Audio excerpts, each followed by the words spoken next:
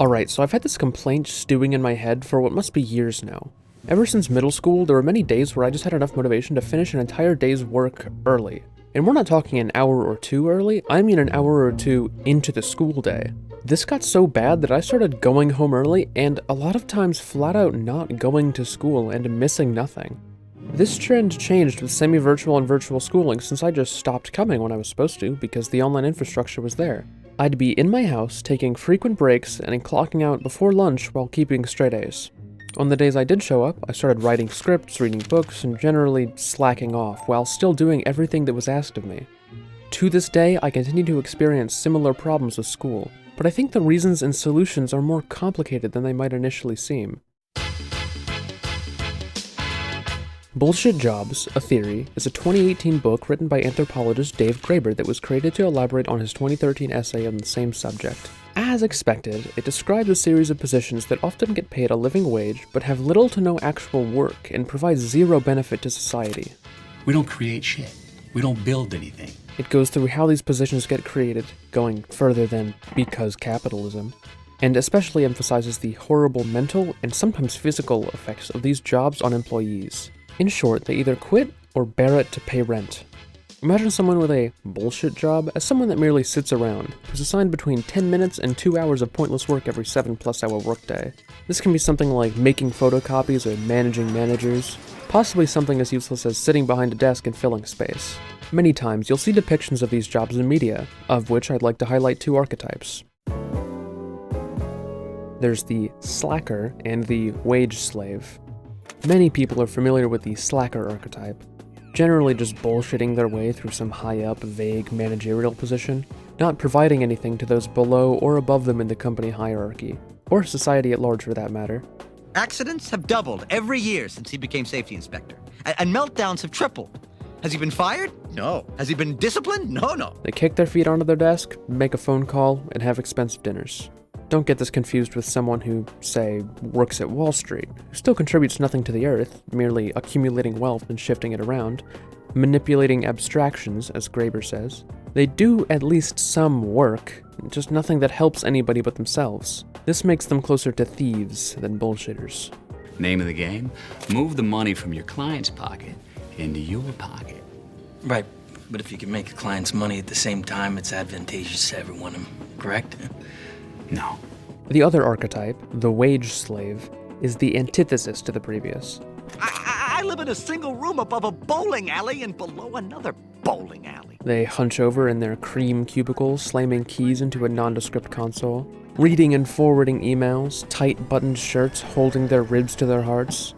This, just as the previous archetype, is not an entirely accurate depiction, but it hits at a certain core.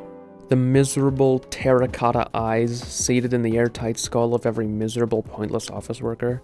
You might wonder where I gain the liberty to say these things. I've never even worked a job before.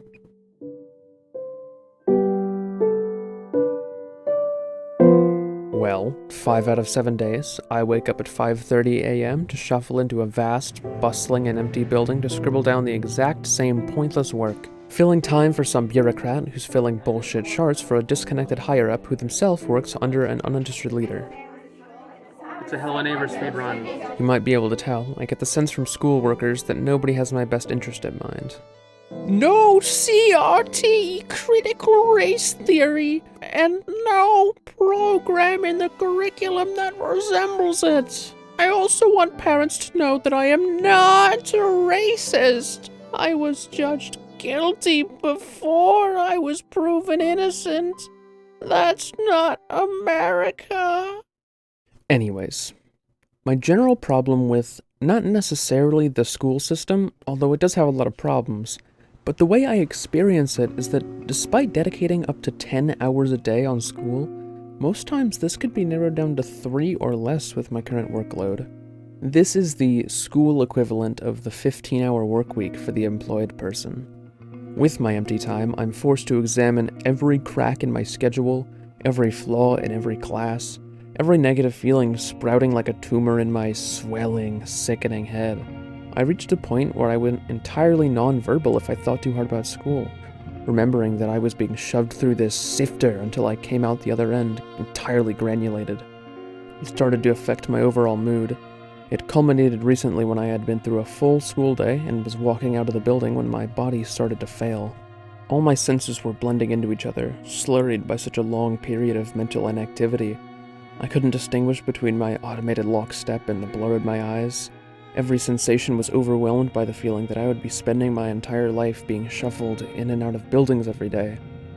I stayed home the next day and baked a loaf of bread. It's this dread.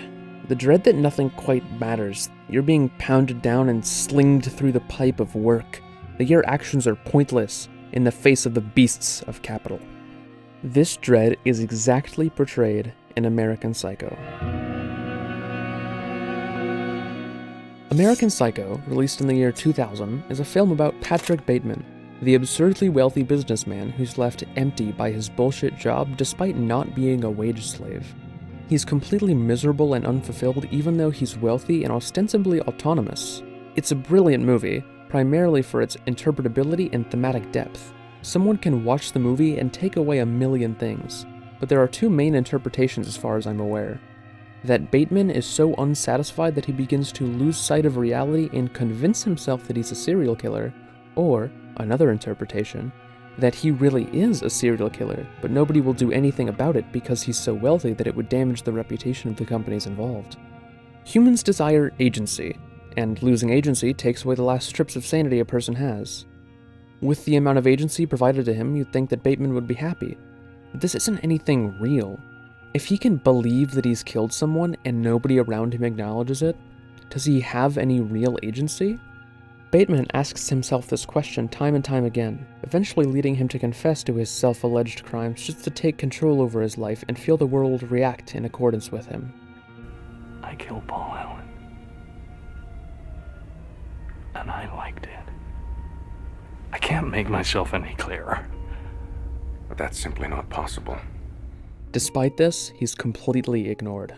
With no way to meaningfully change anything around him, no consequences, no choices, Bateman is hollow. But even after admitting this, there is no catharsis. My punishment continues to elude me, and I gain no deeper knowledge of myself.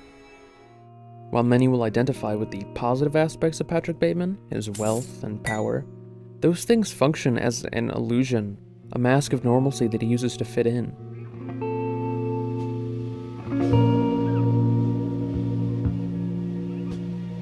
The basic question that I ask myself every day is this: am I doing this, waking up at 5:30 a.m., etc., for any particular reason, or am I letting bureaucrats make my choices for me to maintain my empty status as an illusion of normalcy? Because, of course, Patrick Bateman isn't the real villain of American Psycho. The movie isn't about the American Psycho, it's about those more powerful than him who keep him locked behind his facade to keep the system churning. And it goes. The park is open 24/7, 365. Every decade, every goddamn century. That's it. All the bullshit swirling around, keeping people locked down and in check for as much time as possible to keep things easy for wasteful higher-ups.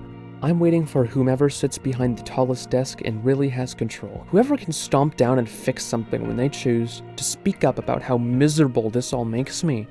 This person has to exist, because if they didn't, then everybody would be trapped. Everybody trapped in a system they didn't vote for, and now nobody has the power to stop. Everybody but the highest up. Those highest up just haven't noticed these struggles, and I'm sure they'll fix it soon.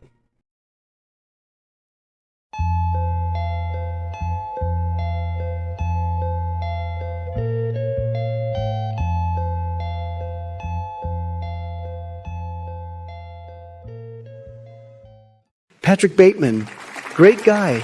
You know, I watched this movie, American Psycho. Yeah? Great movie. I really related to the main character. I do think that he might be literally me.